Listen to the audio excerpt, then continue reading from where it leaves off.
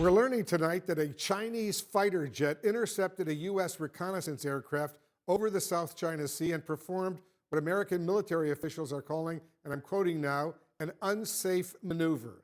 Our Pentagon correspondent Oren Lieberman is working the story for us. So, Oren, what do we know about this encounter?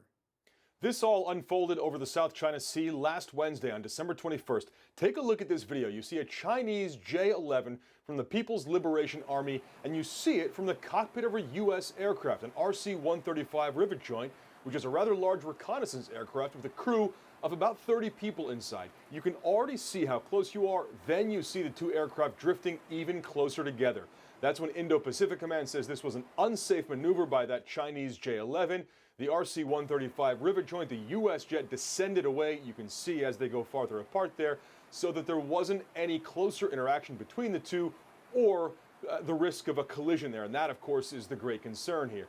This only adding to tension between Beijing and Washington, and there's certainly already enough of that here. Here you see the tension also around the South China Sea. China insisting that most of the disputed body of water is its sovereign territory. The U.S. not recognizing that claim, insisting it will fly and sail wherever international law allows.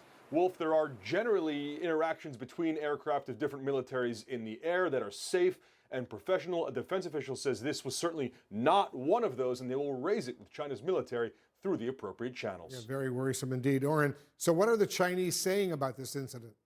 We haven't seen a response in response to this particular incident from China, but we can see what they would say. For example, almost exactly a month ago, there was a U.S. Navy ship that sailed through the South China Sea, again, for the U.S. international waters where it's allowed to sail. China called that an illegal maneuver and said it was the U.S. that was disrupting peace and security in the region. So there you see the tension. We are likely to see much of a similar sentiment from China on this as well.